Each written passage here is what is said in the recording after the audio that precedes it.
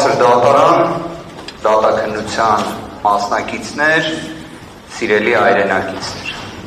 Սահմանադրական դատարանում քննության առարկա հանդիսացավ Հայաստանի Հանրապետության 2026 թվականի ազգային ժողովի ընտրությունների արդյունքները։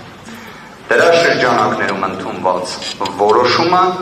դրա շրջանակներում տեղի ունեցած համակարգային, զանգվածային, պարբերական բնույթ կրող ընտրախախտումները։ Մենք մեր դիմումի շրջանակներում ներկայացրել ենք այն խումբ ընտրախախտումները, զանգվածային բնույթի ընտրախախտումները, որոնք մենք բաժանել էինք մի քանի փուլերի։ Մինչև քվեարկության օրը, նախընտրական շրջանը, քվեարկության օրը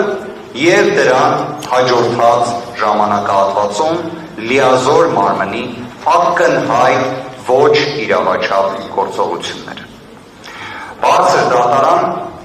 կարծում եմ տեղին է հիշատակել հենց սահմանադրական դատարանի հիմնադիր նախագահ պարոն Հարությունյանի խոսքերից մեկը, որ Հայաստանի Հանրապետությունում կա սահմանադրություն, բայց չկա սահմանադրականություն։ Կարծում եմ այս խոսքերը 2026 թվականին հենց այս ընտրության արդյունքների վեճի շրջանակներում շատ ավելի մեծ իմաստ են ձեռք բերել։ Մենք դատաքննության ընթացքում պարզեցինք մի քանի կարևոր հանգամանք։ Մենք պարզեցինք, որ գործով պատասխանողը մի շարք հարցերի վերաբերյալ պատասխան չունի։ Մենք տեսանք դատաքննության ընթացքում ինչպես է հնարավոր հարցերի չպատասխանել։ Կարծում եմ սահմանադրական դատարանում, սահմանադրական արդարադատության շրջանակներում մենք առաջին անգամ ականատեսը եղանք, որ սահմանադրական դատարանում պատասխանողը օգտվեց փաստացի լռելու իրավունքից։ Երբ բարձր դատարանի դատավորներից մեկի ուղիղ հարցադրմանը պատասխանը ընդհանրապես չտրվեց։ Բարձր դատարան մենք գտնում ենք, որ այս ընտրությունները չեն եղել սահմանադրության 7-րդ հոդվածին համապատասխան։ Այս ընտրությունները չեն եղել ազատ, չեն եղել հավասար։ Այս պնդումները հիմնավորելու համար մենք ներկայացրեցինք, թե ատելության խոսքի մասշտաբային դրսևորումը, որը իրականացվել է սույն դատաքննությանը որպես երրորդ անձ ներգրավված ուժի կողմից և որը փաստահեն, որի վերաբերյալ կա իրավական բնույթի ակտը, վարչական դատարանի համապատասխան դատական ակտը։ Մենք հիմնավորեցինք, որ վարչական ռեսուրսի չարաշահումը եղել է անասելի։ Դրա վերաբերյալ ներկայացրեցինք կրկին դատական ակտեր, փաստահեն պնդումներ։ Մենք հիմնավորեցինք, որ սույն ընտրական վեճի, ընտրական գործընթացի, ընդհանրապես ընտրական այս գործընթացի շրջանակներում լիազոր մարմինը ունեցել է անկախության դեֆիցիտ։ Մենք տեսանք ինչպես սահմանադրական դատարանը իր կազմի փոփոխություն ունեցավ մասնակցության անհնարինության որոշումներով, բայց որը բնավ տեղի չի ունեցել կենտրոնական ընտրական հանձնաժողովի դեպքում։ Արդյոք մարդիկ չպետք է ունենան իրավունք քաղաքական գործունեություն իրացնելու, իսկ դրան հաջորդող ժամանակահատվածում այլ պետական մարմիններում պաշտոն զբաղեցնելու։ Իհարկե, թող ունենան, բայց արդյոք այն պետք է լինի այնպիսին, որ անաչառ դիտորդի մոտ մեղմ ասած անհանգստություն առաջացնի։ Սա է իրավիճակը կենտրոնական ընտրական հանձնաժողովի դեպքում։ Բարձր դատարանի կողմից դատաքննության ընթացքում մի կարևոր հարցադրման վերաբերյալ նույն 35 կոտորակ 65 ընտրատեղամասի վերաբերյալ պարզեցինք ինչ մի իրավիճակ։ Տեղամասային հանձնաժողովի նախագահը քաղաքացիական պայմանագիր կուսակցության անդամ է։ Կենտրոնական ընտրական հանձնաժողովի նախագահ քաղաքացիական պայմանագիր կուսակցության հիմնադիր անդամ եղել։ Արդյոք սա կասկածի տեղ տալիս է թե ոչ։ Արդյոք սա չի ստվերում ամբողջ ընտրական գործընթացը թե ոչ։ Եկեք մի քանի այլ հանգամանքել համադրենք դրան։ Կենտրոնական ընտրական հանձնաժողովը Հայաստանի Հանրապետության ընտրական գործընթացների ամբողջ պատմության մեջ առաջին անգամ է, որ բովանդակային վարչարարությունից հրաժարվել։ Սա փաստ է։ Այո, կենտրոնական ընտրական հանձնաժողովը ունի լիազորություն վերահասցեագրելու դիմումները։ Բայց արդյոք դա պետք է լինի ի հաշիվ վարչարարության։ Այսինքն ոչինչ չլսի, ոչինչ չգնահատի,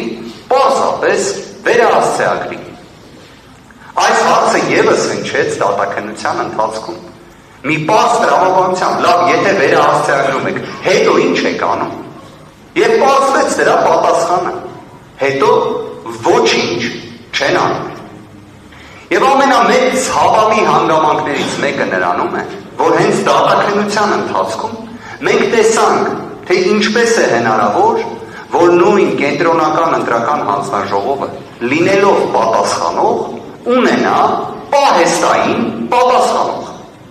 Իդեմս երրորդ անձի։ Սա խնդիր է բարձր դատարան, թե ոչ։ Սա էական ազդեցություն ունեցող խնդիր է, թե ոչ։ Այն, որ ընտրությունները պետք է լինեն հավասար, իսկ այս ընտրությունները չեն եղել հավասար, ևս փաստ է։ Իդեպ հենց ամփոփիչ ելույթս ներկայացնելու շրջանակներում այն մտահոգությունը, որը ներկայացնում ենք նաև բարձր դատարանի աչքի առջև, հնարավոր անկախության և կանխակալության ռիսկերը։ Նույնիսկ նիստերի դահլիճում ենք այդ ամենը տեսնում։ Բայց ինչև է, հավասար ընտրությունների մասին երբ մենք դատողություններ ենք անում, ինչ է չէ սահմանադրական դատարանը իր որոշումներում միշտ ընդգծել, որ հավասարության երաշխիք սահմանադրական կարգի հիմունք նորմ հանդիսացող 7-րդ հոդվածից բխող առաջին իրենից ենթադրում է հավասար հնարավորություններ։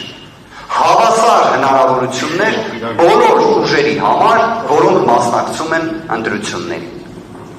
Ուժեղ Հայաստան կուսակցությունների դաշինքը նվազագույն դրա երաշխիքը չի ունեցել, որովհետև ուժեղ Հայաստան կուսակցությունների դաշինքի դեմ ապրիլի 7-ին ընտրական օրենսգիրք է փոփոխվում, որ անձն անում չօգտագործվի,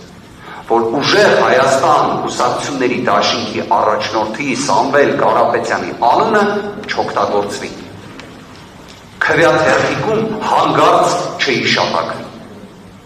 Սամվել Կարապետյանը ամբողջ ընտրական գործընթացի ընթացքում լինում է տնային կալանքի պայմաններում։ Հռետորական հարց հնչեցնենք, իսկ եթե համանման պայմաններում լիներ մյուս ուժը, ում շահերին վերաբերում է այս վեճը, առավելապես ում շահերին վերաբերում է այս վեճը, արդյոք կլիներ ընտրության արդյունքները այնպիսին, ինչպես հրապարակել է կենտրոնական ընտրական հանձնաժողովը։ Թույլ տվեք ես ինքս պնդում կատարեմ, որ ոչ։ Հավասարության տեսանկյունից երբ խոսում ենք, բարձր դատարան, արդյոք կարող ենք նաև մենք, որպես ընտրությունների մասնակցող ուժ, ևս փետրվարի 7-ին հաջորդած ժամանակահատվածում օրինակ նպաստները բացացնենք։ Կարող ենք, թե ոչ։ Թե դրա մենաշնորհը պատկանում էր մեկ կուսակցության։ Պատասխանը ակնհայտ է։ Այն պատկանել է միայն քաղաքացիական պայմանագրին, որովհետև փետրվարի 7-ին հաջորդած ժամանակահատվածում Հայաստանի Հանրապետությունում կենսաթոշակները բարձրանում են 10,000 դրամով, եւ դա իբրև ներկայացվում է մի գործողություն, որ ոչ մի կապ չուներ քաղաքական իրադարձությունների հետ։ Բայց եթե նման կապ չուներ բարձր դատարան, խնդրում եմ այս հանգամանքի շուրջ իսկապես խորհել։ Ինչի համար է 2025 թվականի դեկտեմբերին այդ նույն կուսակցության առաջնորդը ազգային ժողովի ամբիոնից հենց որպես վարչապետ հայտարարում, որ դրա կարիքը չկա։ Բարձր դատարանի դատավորներից մեկի մոտ կար մտահոգություն, թե արդյոք նման երևույթները ազդեցություն թողնում են ընտրողների կամքի վրա, թե ոչ։ Ես մեծ ցանկություն կունենայի, որ չթողեին։ Իրապես, անկեղծորեն եմ ասում։ Բայց երբ Հայաստանի Հանրապետությունում ծայրահեղ աղքատության ցուցանիշը այնպիսին է, ինչպիսին կա, հավատացեք 10,000 դրամը էական ազդեցություն թողում է ընտրության արդյունքների վրա, ընտրողների կամքի ձևավորման վրա։ Այո, դա այդպես է։ Եվ այո, դա փաստացի ընտրակաշառք է։ Որովհետև եթե դա չի արվում 2022 թվականին, չի արվում 23 թվականին, 25 թվականին հայտարարվում է, որ դրա կարիքը չկա, բայց 26 թվականին դա արվում է։ Արվում է նախագահի հրամանագրին հաջորդած ժամանակահատվածում։ Բարձր դատարան։ Մենք նաև ներկայացրել էինք քանակական, սոցիոլոգիական հետազոտության հաշվետվությունը, որը դատարանի կողմից որպես նյութ կցվեց սույն գործին։ Ըստ այդ հաշվետվության մեր հայրենակիցների ստվար զանգվածը նշված ռեֆորմը ընկալել է հենց քաղաքացիական պայմանագիր կուսակցության հետ։ Եվ ամբողջ խնդիրը ինչումն է, որ այդպես չպետք է լիներ, որովհետև Հայաստանում ընտրությունները պետք է լինեին հավասարության պայմաններում, բայց ինչպես դրանից ակնհայտորեն հետևում է, այդպես չի եղել։ Բարձր դատարան նաև շատ քննարկվեց դատաքննության ընթացքում հակակոռուպցիոն կոմիտեի գործողությունների հարցը։ Հարուցված քրեական վարույթներ, մեղադրյալներ, մինչև սահմանադրական դատարանում դատաքննությունը այն դարձել էր հանրային մեծ քննարկման առարկա։ Առայն, որ նշված երևույթը էական ազդեցություն է ունեցել ընտրության արդյունքների վրա։ Դատաքննության ընթացքում պարզվեց, որ այդ նույն հայտարարությունների հեղինակները այդպես չեն պնդում։ Քավլիցի։ Մենք այլ կոնտեքստում ենք այդ հարցին մոտեցել։ Մենք մոտեցել ենք այն կոնտեքստում, որ նշվածը դասական իմաստով սև PR-ի գործիք է հանդիսացել։ Օրինակ, հակակոռուպցիոն կոմիտեն կամ դատախազությունը բնավ չէին խոսելու նրա մասին, թե այդ նույն քրեական վարույթների, կալանքի միջնորդությունների ինչ մեծ զանգված հիմնավոր կասկածի բացակայությամբ մերժվել է։ Բայց դրա մասին հաղորդագրություն չի տարածվել։ Դատաքննության ընթացքում մենք ապացուցեցինք, ինչպես է հնարավոր մեկ անձի վերաբերյալ հրապարակել ձայնագրություն, վերագրել մեղադրանք, վերագրել դրվագներ, այնուհետև դրվագներից մեկը ընդհանրապես կարճվում է, մի մասով քննությունը շարունակվում է, բայց դրա մասին մեր հայրենակիցները չեն իմանում։ Բացասական նստվածքը մնում է։ Ըստ այդ նույն հետազոտության, որը մենք ներկայացրել ենք բարձր դատարանին, մեր հայրենակիցների 21%-ը լսելով այդ ձայնագրությունները չեն տվել իրենց քվեն ընդդիմադիր հայացքներ ունեցող ուժերի։ Ինչ ազդեցություն է հետևաբար այս ամենը ունեցել։ Մեղմ ասած բարձր դատարան էական։ Հակակոռուպցիոն կոմիտեն ինչի համար պետք է ներքաշվեր քաղաքական գործընթացների մեջ։ Ինչի համար։ Որն էր դրա հավելյալ արժեքը։ Որն էր դրա անհրաժեշտությունը։ Խնդիրը կանխարգելումն է միանշանակ ողջունելի գործողությունը։ Բայց բարձր դատարան, եթե դուք ժամանակ գտնեք եւ 1 րոպե տրամադրեք այդ ձայնագրությունները լսելուն, դուք կտեսնեք այդտեղ կանխարգելման մասին չի խոսքը։ Այնտեղ կա թիրախավորում, այնտեղ կա անհարկի ընդգծում, այնտեղ կա շեշտադրումներ, այնտեղ կա միջամտություն քաղաքական գործունեությանը։ Դա ինչ կապ ունի հակակոռուպցիոն կոմիտեի հետ։ Մենք դատաքննության ընթացքում ունեցանք հարց ու պատասխան, որտեղ հնչում էր վարկած, թե եթե չնշվեին անունները կուսակցությունների, դա ճիշտ կլիներ թե ոչ։ Եվ իբրև ընտրություններին մասնակցող այլ ուժերը արդյոք դրա բացասական հետևանքները ստիպված չէին լինի կրել, որտեղ իբրև դա կարող էր վերաբերել նաև իրենց, այսինքն նման հնարավոր վարկած կարող էր լինել։ Այսինքն եթե ընտրական օրենսգիրքը դա արգելում է, մենք էլ ինչն ենք քննարկում։ ԿԸՀ նախագահի կողմից հասցեագրված գրությունը դրա մասին էր, որտեղ այո, ընտրական օրենսգիրքը դա արգելում է, բայց հակակոռուպցիոն կոմիտեն անտեսեց այդ գրությունը։ Բայց քանի որ նաև նույն կենտրոնական ընտրական հանձնաժողովի անկախության դեֆիցիտ ունենք, բնական է, որ կենտրոնական ընտրական հանձնաժողովը հետևողական չէր լինելու այդ հարցում։ Սա բնական է։ Բարձր դատարան այն հնարավոր խնդիրները, որոնք մենք ներկայացրեցինք նույն ընտրական տեղամասերում մեր կողմից վարչական դատարան բողոքարկումների, նույն օրինակ ընտրական տեղամասերում արձանագրված խախտումների, դրանցից յուրաքանչյուրի և կումուլատիվ դիտարկելով հանրագումարային իրավիճակը ևս էական ազդեցություն ունի ընտրության արդյունքների վրա։ Խնդրում եմ հաշվի առնել, մենք խոսում ենք այնպիսի ընտրության արդյունքների մասին, որտեղ որևէ մեկ ուժ 50%-ից ավելի ձայն հանրության վստահության քվե չի ստացել։ Հետևաբար նույնիսկ թվով 10, թվով 20 ընտրական տեղամասերի արդյունքների վերանայումը կամ վերաքվեարկությունը էական ազդեցություն կարող է ունենալ։ Բարձր դատարան, ես իսկապես խնդրում եմ նաև, որ խորհրդակցական սենյակում, երբ քննության առարկա հանդիսանա այս ընտրության արդյունքներով վեճը, դուք դիտարկեք հնարավորությունը,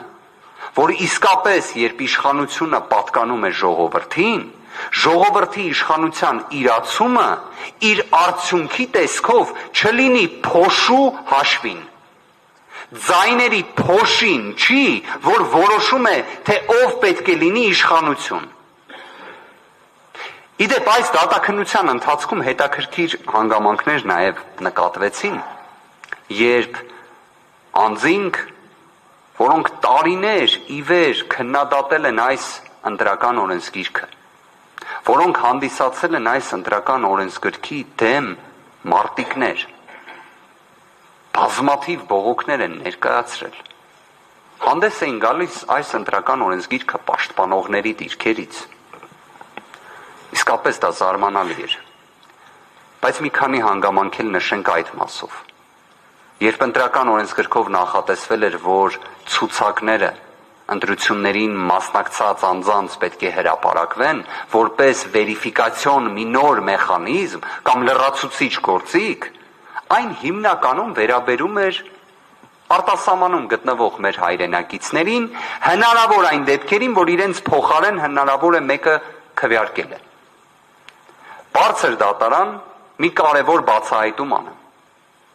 Այլևս նշված ցուցակները Հայաստանի Հանրապետությունից դուրս որևէ մեկը չի կարող ներբեռնել և ծանոթանալ դրանց։ Այլևս այն միայն Հայաստանի Հանրապետությունում է հնարավոր դիտարկել։ Սա լավ է, թե վատ է։ Կարծում եմ վատ է, որովհետև պարզապես իմաստազրկել է նշված գործիքը։ Բարձր դատարան, մենք դատաքննության ընթացքում բարձրաձայնել էինք 80,000 չաշխատող անձնագրերի խնդիրը։ Մենք բարձրաձայնել էինք ոչ հրապարակային ցուցակներում շուրջ 17,000 հայրենակիցների քվեարկության խնդիրները։ Օրինակ 80,000 չաշխատող անձնագրերի վերաբերյալ մենք լսեցինք, որ սա Հայաստանում ընտրական գործընթացների տեսանկյունից պատմական նվազագույն ռեկորդային ցուցանիշն է, լավ իմաստով։ Իսկ կարող էր նույն այդ պատմական ռեկորդային ցուցանիշը հասներ 10,000-ի։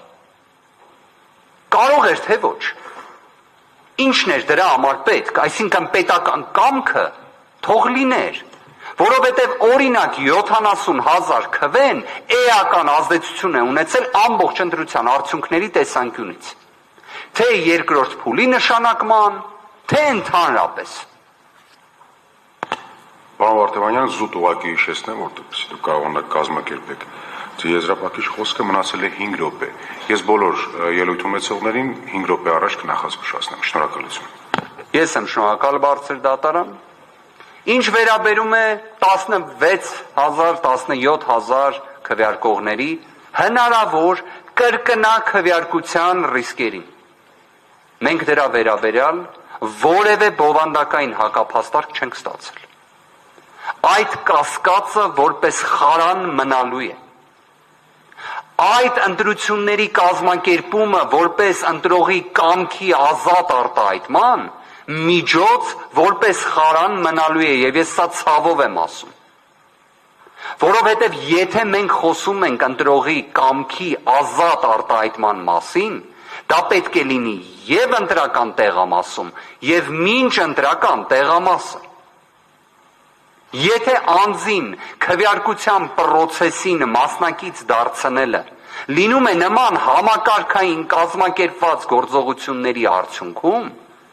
մենք այդտեղ կամքի ազատ արտահայտում չենք ունենալու։ Իսկ կրկին այն մտահոգությունը, որը մենք ընդգծել էինք, մենք դրա փարատում չենք ստացել։ Հետևաբար չստանալն էլ իրենից ենթադրում է Սահմանադրության 7-րդ հոդվածի տեսանկյունից անհամատեղելի իրավիճակ։ Բարձր դատարան, մենք նաև այս ընտրությունները իսկապես պետք է արձանագրենք որպես Հայաստանում կուսակցապետության հիմնարար մշակույթի ձևավորման մի ճանապարհ։ 90% անձանց պետական պաշտոնյաներ, նախընտրական ցուցակ, դրա շրջանակներում պետական վարչական բոլոր լծակների օգտագործում եւ այդ ամենը պետք է ներկայացվի իբրև հավասար ընտրությունների օրինակ, չի կարող այդպես լինել։ Մենք տեսել ենք այս ընտրությունների շրջանակներում, թե ինչ է տեղի ունեցել Բարգավաճ Հայաստան կուսակցության նկատմամբ։ Երբ նույն պատասխանողը օգտվեց իր լռելու իրավունքից հենց այդ հարցադրման շրջանակներում, որովհետև իրենք գիտեն, որ պարտավոր էին անել վերաքվեարկություն, որովհետև եթե իրենք հարգում են վարչական դատարանի վճիռը, պարտավոր էին այն հարգել մինչև վերջ, ստիպված լինելով անել վերաքվեարկություն, չեն արել։ Բարձր դատարան, Սահմանադրությունը նախատեսում է, որ Սահմանադրական դատարանը լուծում է ազգային ժողովի ընտրությունների արդյունքներով ընդունված որոշումների վերաբերյալ վեճերը։ Սահմանադրական դատարանը վերիշխանական մարմին է։ Այո, Սահմանադրական դատարանի նկատմամբ լինի ճնշումը, լինի սկեպտիցիզմը, լինի օպտիմիզմի դեֆիցիտը, այդ ամենը իհարկե եւս կումուլատիվ էֆեկտ ունի, հատկապես երբ մենք դատաքննություն ենք ունենում ինտենսիվ աշխատանքային ծանրաբեռնվածությամբ եւ այդ ընթացքում քաղաքացիական պայմանագիր կուսակցությունը իրենց պաշտոններն է որոշում։ Իմանալով հանդերձ, որ նույն այդ որոշումները պարզապես կարող են ունենալ 0 արժեք, եթե Սահմանադրական դատարանը որոշում է ընտրության արդյունքները ճանաչել անբավեր, նշանակել երկրորդ փուլ կամ սահմանել մանդատների բաշխման նոր կարգ։ Սա արդյոք բացասական կարող է ազդել, այո, կարող է ազդել։ Բայց Սահմանադրական դատարանը վերիշխանական մարմին է։ Կարող է լինել այդպիսին, պետք է լինի այդպիսին։ Բարձր դատարան, մենք գտնում ենք, որ մեր դիմումի շրջանակներում ներկայացված ընտրախախտումները եղել են զանգվածային, եղել են համակարգային եւ բավարար են, որ Սահմանադրական դատարանը պատասխանողի ընդունած որոշումը ճանաչի անվավեր։ Իսկ բխող հետևանքները թող որոշի բարձր դատարանը։ Շնորհակալություն, պարոն Վարդևանյան։